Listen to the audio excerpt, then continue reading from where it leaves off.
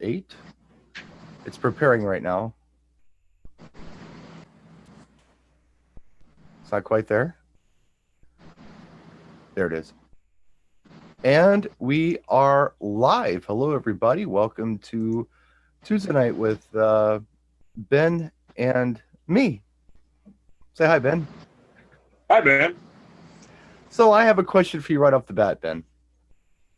All right, we're going to get right into it, huh? I think we should. I'm curious because you're a real busy guy. You're always on the move. You're in a hotel right now. I How do am, you, yeah. right now, I know that you have backup. You've got Kat helping you out with your schedule and all that kind of stuff. But how do you personally deal with multitasking with all the things that you have to do? Well, you're right. We have an amazing team back at the office. People who really care. There are 31 people there, Yeah, so that helps a lot. I mean, that's I get credit for a lot of things that I don't do. Uh, right. there are a lot of things that happen that I don't even know about, and I think that that's a good thing.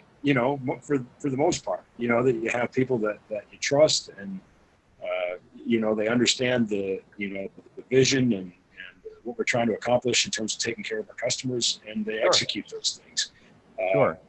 in fact, I'm not always the person who even replies to my messages. Obviously, sometimes that's just not physically possible. But as far as the multitasking goes, one, I work all the time. That's Yes, part you of it. do. But I enjoy it. I like what I do, and two, I'm attention deficit, so I thrive in that environment. I guess the more stuff going on, the happier I am. And I'm kind of out of my typical element right now. I don't know if I still have any sheetrock in my hair, but I'm actually out working on an install, which is something I don't really do much anymore. But it's kind of fun because I'm a tech nerd guy, and so I'm kind of back to my roots here. Right. My body's not as young as it was when I started in the industry, but my brain is enjoying the challenge of being out in the field. Jimmy's asking me to turn down the return feed. I don't know what that is. So I don't know. Does that mean my microphone's too loud, Jimmy? I don't know.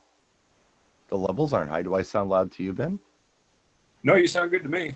Yeah. I don't know what Jimmy is asking for. There's an echo, I guess. And I apologize for that. Which one of us is echoing? I don't know. But Jimmy's messaging me somewhere else, and I have like one screen, and I'm trying to look at. I don't know how to do that, Jimmy. You can yell at me We're all not you as good as want. John. We're just talking No. heads. John Yeah. is the real talent. Well, I tell you what. I'll take a moment to see if I can figure out how to do that. But I really don't know how to do that. I have no idea how to do that. I wish I did. That would be neat. But I totally don't.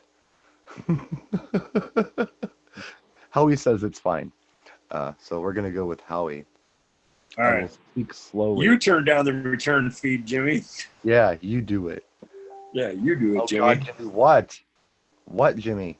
Hold on a second. I will get back to this in a moment. Turn your audio down on the second computer. Which is the first computer, Jimmy? I don't know. I have access to one computer, and it's mine.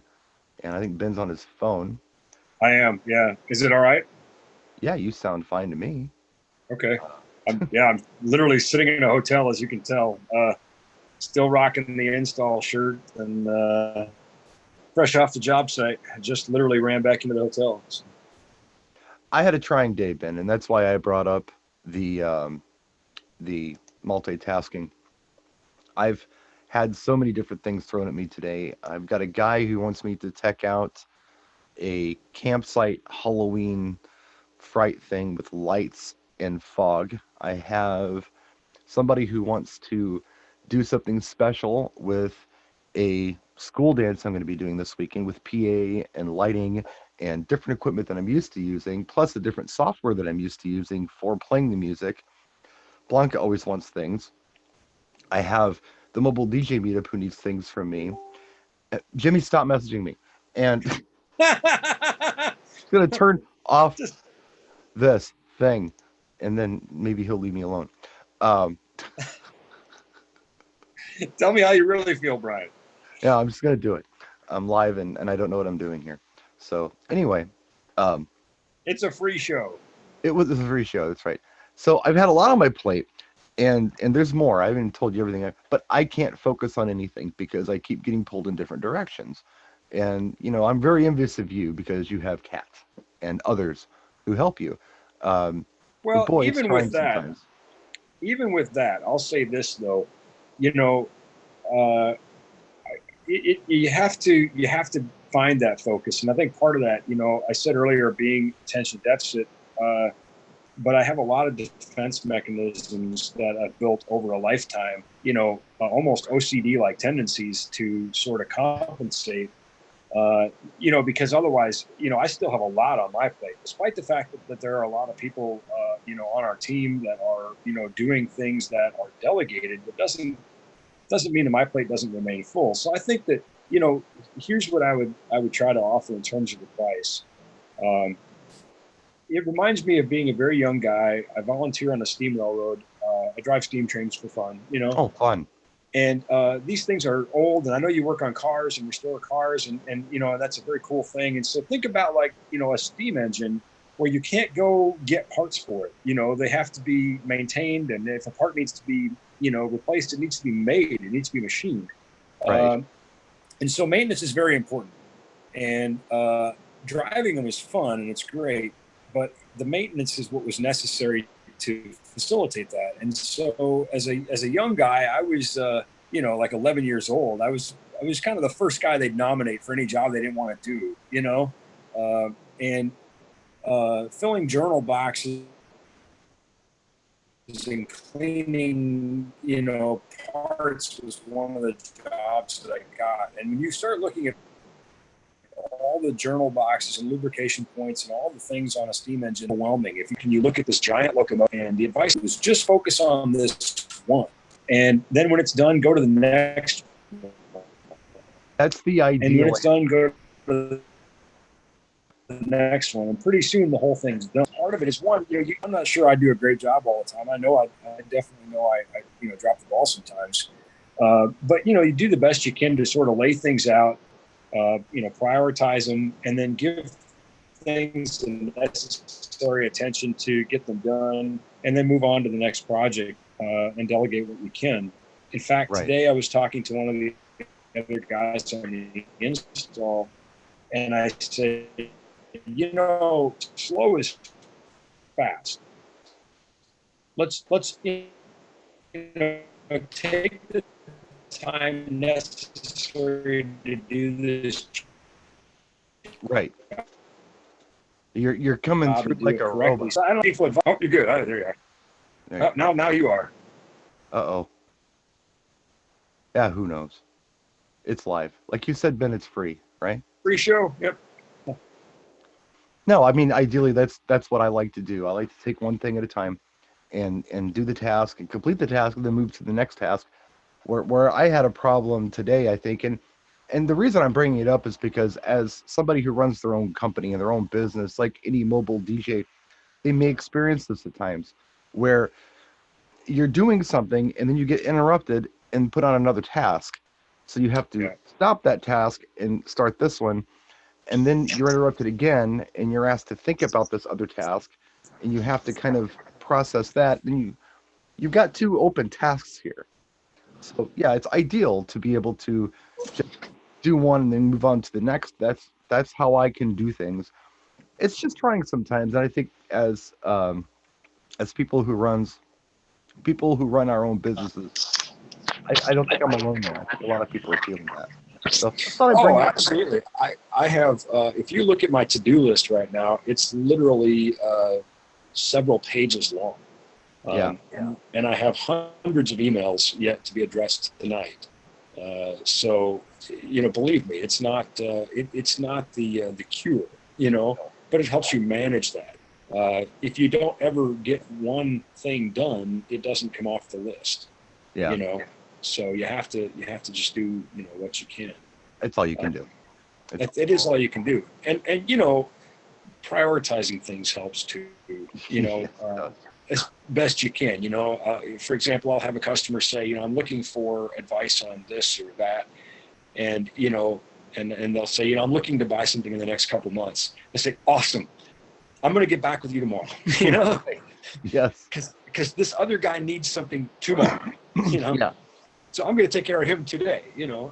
And again, I'm not by any means perfect, not at all, not even close. I definitely dropped the ball. I think that's, it's human. And the best you can do then is try to pick it up, Right. Right. No, and you're absolutely right. And I think that's about as good as it gets. We just do our best. We try to prioritize. Well, I did that today, but in the process of explaining to all parties involved that I had to prioritize their particular task until later, I lost focus of my other tasks. So I threw in the towel today. I'm gonna try again tomorrow. We're gonna do a great job tomorrow, but at least we have a list of things that we can start with tomorrow. Speaking of my list of things to do, Ben, I mentioned that I'm going to be doing this event this weekend, and it's unique for me. It may not be unique for many of you, but for me, it's unique because it's for a homecoming, which in itself is unique. I usually do weddings. The homecoming is in a giant field house with 750 kids. So I thought it would be fun to post the question on Facebook. Hey, if you were going to be doing a homecoming for 750 kids, what PA system would you bring? Just to see how people were doing with this. See if they were underpowering things, seeing, kind of where their knowledge was on putting these types of things together. So, Ben, having said that, if you were a mobile DJ, not if you were a concert guy, but if you were a mobile DJ and you were doing events like Mm-hmm. this, what type of system do you feel like would be something that would handle the event and be relatively cost effective for you to own? Well, so I was a mobile DJ, as you know, for over 15 years, and it's not really a hypothetical question. Now, cost effective to own that's where we get into a lot of gray area, right? Of course. Cost effective is relative, Of and course. cost effective early in my career, it was different from cost effective later in my career. Right. And Well, I guess what I meant by that, and I don't want to make it too complicated of a question. What I meant by that is not something that is cost effective. What I meant by that is the most cost effective. So okay, if you had to, you have a list of things that will definitely work for the job. I mean, we both know that there are so many different things that would make this happen for us. If you had to choose off of a list of things that a person could purchase, what would be the thing that would do the job well, that would indeed be the most cost effective compared to, the other things that may be on that list of things that would work? Does that make sense? kind of. So I'm going to answer the question the best way I know how here, Okay. because I don't think there's only one right answer. No, there's not. I think, what I know now is, about having enough rig for the gig. And Yeah.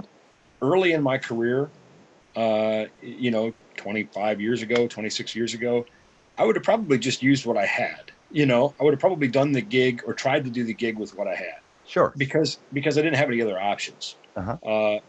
Now, of course, what I know is how much of a disservice that was. Did the kids still have fun? Maybe, probably, yes. I don't know. But, from an acoustic standpoint, I understand now what I didn't know then.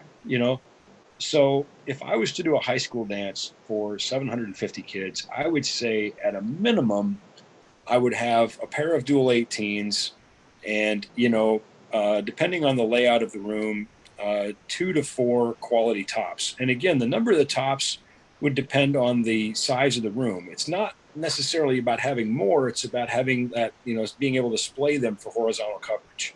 Yeah. And I might even like to have more subs if I can. But that's what I'd say as a kind of a good starting point.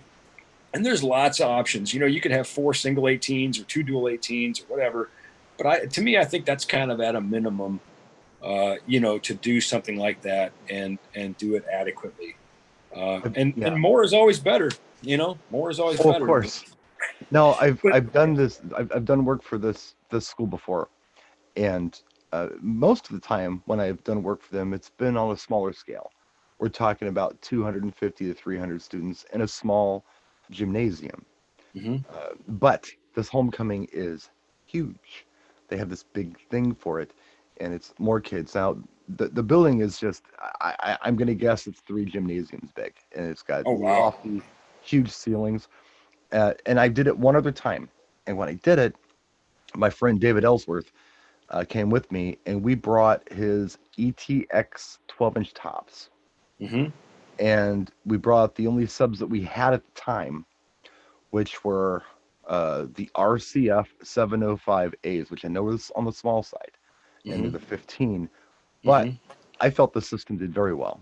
It hmm filled the room real well. Uh, I own an EKX rig. hmm It's the EKX 12s and hmm the EKX 15-inch sub.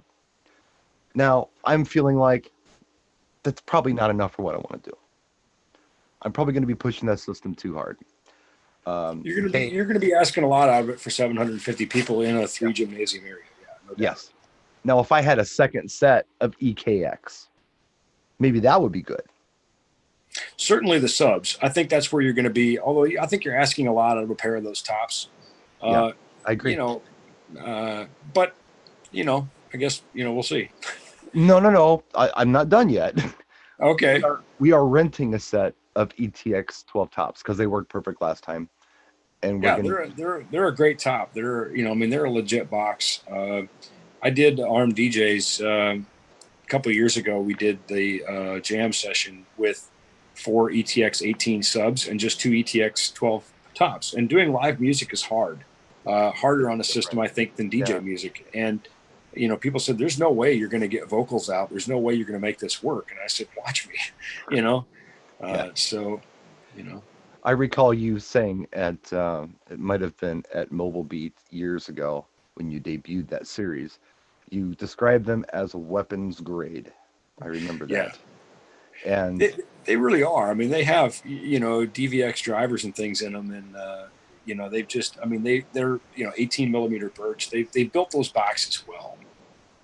yeah, no, it's a very powerful speaker. It's not something that I would use every week, every month, or even maybe every year. But when the situation arises and I do a large event, it's nice to know that I can rent something like Oh, that to absolutely. make it happen. Well, ETX is heavy. Heavier than some people care to carry. I think EKX is probably like that super sweet spot. Great bang for the buck. It's right in the price point that's appropriate. I think for most working DJs, it's a wood Sure, box, 15 millimeter birch, and it's a great size. I have a bunch of EKX 12s. I love those. they're very I use versatile. those all the time for exactly. Yeah.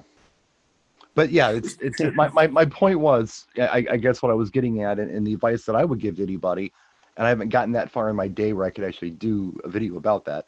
I do an event like this at best once every couple years, so I don't need to own this. But if I No, have access to it, this is probably the smart way to go.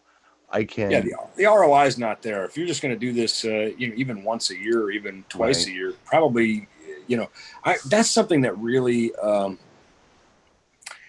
something that frustrates me with DJs is that they want to make a return on their investment in like 2 or 3 uses. I Yeah, bought this and I want to pay for it in 3 uses. Wow. Well, I mean, I guess I want you to too, because then right, obviously you're going to be sitting very flush. But right. these are capital purchases. These are things that will depreciate over a matter of years. Yes, yes. You Now should there, you there should were. have a Go ahead. yeah. I'm sorry. No, that's all right. I was done. I was just No, kind of I was ranting. just I agree with you. I was just talking about this the other day on a live stream on YouTube. Let's talk about, ROI, return on investment. What has a good return on investment and what doesn't have a good return on investment? And what type of um I guess cycle do you feel like you need to go through to get your return on investment? Yeah, And what's realistic? what I like, and this is for pretty much most things that I use, and we're talking wedding receptions. What I like to do is take my total amount of equipment that I have, figure out what replacement retail value of it would be, and figure out what 5% of that is, and build that into my price on top of whatever profit that I need to make in any out of pocket expenses that I have. And that way, I feel like after 20 events, not only have I paid myself, but I've paid my equipment off, and now I can start profiting off of that equipment as well. Yeah, if you could pay for something in 20 events, that's pretty awesome. I think that's a reasonable timeline and still fairly aggressive. Yeah, Uh, that's a great metric. I think 3 is downright absurd. it is. Uh, in my world, we tend to work on longer timelines than that, but we're Right. dealing with a lot higher priced gear. Sure. So, Well, yeah, I'd it's love to pay for something in 20 gigs. That'd be amazing. well, I mean, if think about rental, I mean, you know all about this stuff. Most rental houses in Milwaukee, we have a place here called Select Sound, and to rent a PA from them or anything from them, on average, for this electronic stuff, you're looking at on an average of 10 to 15% of the retail value. That's the rental fee for this stuff. Oof. Wow, that seems So high. so if you're only going 5%, that's like a value to anyone, you know. I Well, mean, absolutely. you're not being obnoxious, and if you figure if a person has, I mean, even $4,000 worth of something. Let's say Mhm. you have $4,000 worth of speakers. 5% of that, if I'm doing my math right, isn't that like $200 per gig that you would add into your price? That's, to me, I feel like pretty reasonable, attainable as well. Oh, absolutely. I think so. Yeah. And again, still a fairly aggressive. You're going to use it for way more than 20 events, right? Right, and then you make Oh, money off of it. Yeah, right. Hopefully. You know, you should. but yeah. So that's where I agree. If you're doing something once a year or twice a year, it really probably doesn't make sense to own it. Right. Unless you're planning to build on that number. If you're saying, well, I got to get the Yeah. the train out of the station, Right. I've got to, I've got, you don't have to have 20 things lined up to justify buying it. Maybe you don't have to have any things lined up to justify buying it. You say, I'm going to buy it because then I'm going to market it. Yeah. Always a better plan than selling it and then deciding to buy it. Always Yeah. a better plan than telling the client you have something you don't. Right. Right. And yeah, Howie's saying that 5% is the value in Jersey. And Scott Carroll says I go 10% more for the rental. So he's doubling that. So he's essentially paying for his equipment after 10 events. That's really Well, and I good. think that's fair too, because if 5% is what you're charging when you use it, that the people you're renting it to, they're not going to use it as gently as you will. Oh no, this is what Scott's saying that he's personally doing with the equipment he brings out to his events. Oh, okay, all right. So yeah, I mean 10%. Anthony Woodruff in Germany actually turned me on to this. He was beating me up, telling me that I should do 10%, and I'm like, whoa, whoa, whoa, hold on a minute. That's gonna price me out of the market, I'm afraid. So I did the math at 5%, and it worked.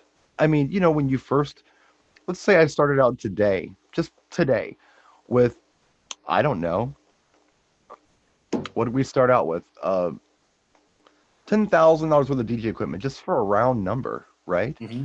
Mm-hmm. Um, that's $500 per event that you Right, charge. And then you just for your figure out, gear. yes, then you figure out your out of pocket expenses, and then you figure out what you want to pay yourself. And the way I'm thinking about it business wise, and you're a business guy, I'm just throwing this at you here.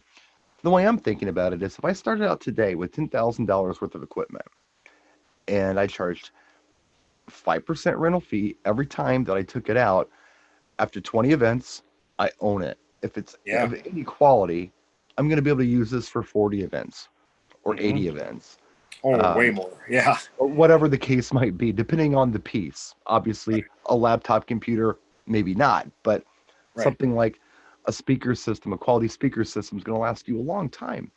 Yeah. So you could maybe, let's say, I don't know, if you charge $1,000 per an event, okay, and it costs you $250 out of pocket expenses to do that event with your marketing and your gas and whatever, your music fees, whatever. I'm just throwing hypothetical numbers out there. You'd Sure. profit $250 per gig for the first 20 events. After that, you're gonna profit $750 after you pay your things off, and then your equipment starts making money for you. So Right. I don't know. Yeah. Just a thought. Yeah. Good thoughts. Could be more. I mean, those are just hypothetical numbers. So that's what I tell people when they complain about how much something is. I give them my 5% rule, and I send them to you. Well, there's another way to look at that too, and it's just pragmatic amortization. Basically say, okay, how many events do you do a year, and how many years do you plan to own this gear? Wireless mics are a good example. Nobody loves that we have to replace our wireless mics. I don't love it.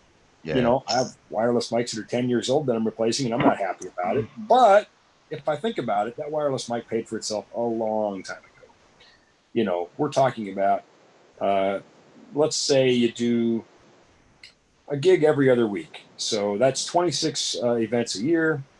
And let's say that you do it for 3 years. That's 70. Let's call it 75 events.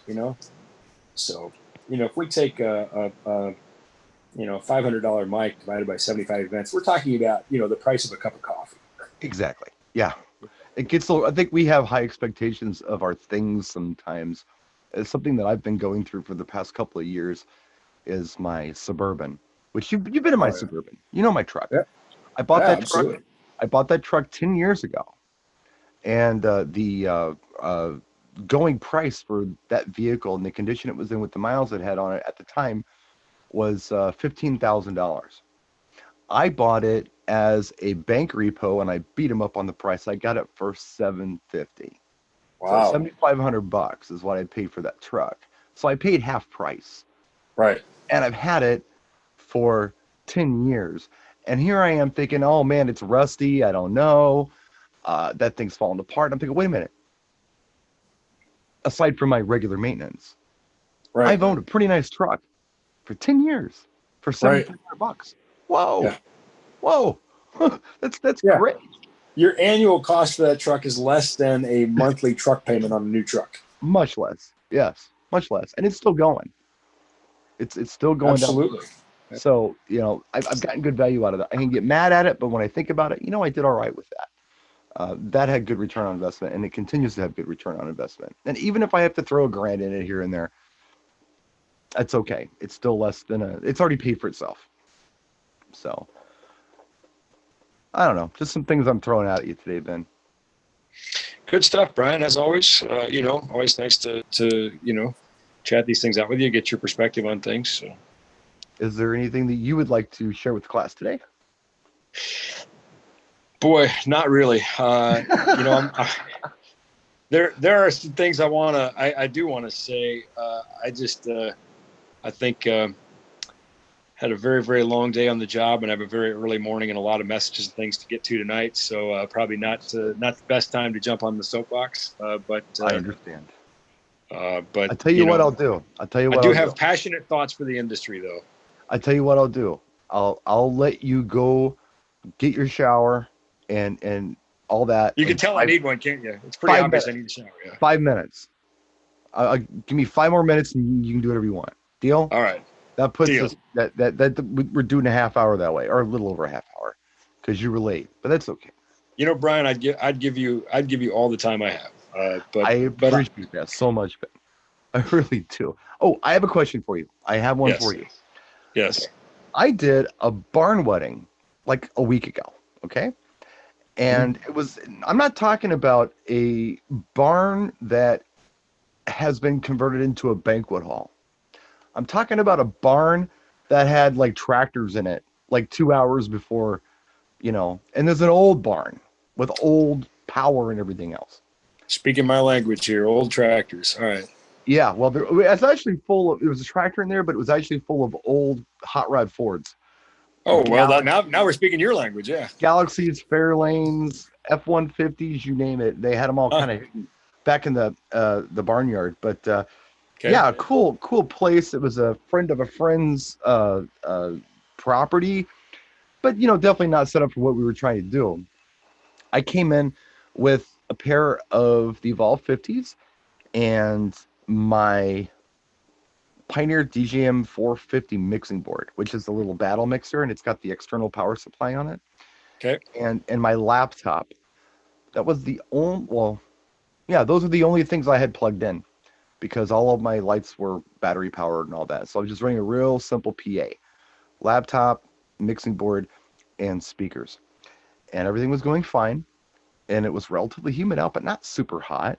No, it was in the 70s. And once in a while, that mixer would just shut off, Hmm. and then it would come back on. I told you about this. Yeah, I remember you telling me about this. Yeah. It did this like I don't know, maybe 3 times. And I decided that either I've got a power issue or this thing is taking a crap. So the guy next door came over and he had a little portable generator. He says, "My generator's real good. You should put your system on this because I think you had a power problem with wiring in the barn." So I did, and it worked fine for a while. Then the mixer started going on and off again. However, this only it's like shut off and come back on immediately. It wasn't like it was before. Huh. And I know we had this conversation, but I thought I would just share this experience with the class because I haven't spoken of it publicly. What are some of the possible issues that I may have been having? We're troubleshooting at this point, and this is all you know. What would you say would be some of our possibilities? Was it only the mixer that was doing it? Yes. So the only two things that would immediately come to my mind would be heat, being, that possibly the mixer felt like it was overheating and it was shutting down to protect itself. Or number two, that the mixer is beginning to fail. Now, that doesn't mean that it's outside the realm of possibility that the generator and the barn had suspect power. Right. Certainly is a possibility, but I think by changing the power source, we've decreased the likelihood that is, one of the likely variables. So, short answer, I don't know. I don't either. It remains a bit of a mystery. I've had it plugged in since last week, Monday. Yeah. And I ran music on it for 2 days, and I didn't hear anything. I mean, obviously I wasn't awake for 2 days listening to it, but I can't get it to repeat the problem. It's just baking my noodle. But it is that has me further stumped. That tells me that it's not as likely that the unit itself is failing, but obviously something was causing it to tip over. Yes. Yeah, weird. Somebody smarter than me is gonna have to solve that one. It's just not that simple, I think, is the moral of the story. We can't. Well, and these kinds of situations are frustrating for us too, because we'll have people that will send us a product or something that has an issue, and we can't duplicate the issue when it gets to us. Right. We get it. We get it in a repair bench, and we try everything we can, and we're like, can't make it fail. We can't duplicate what you're.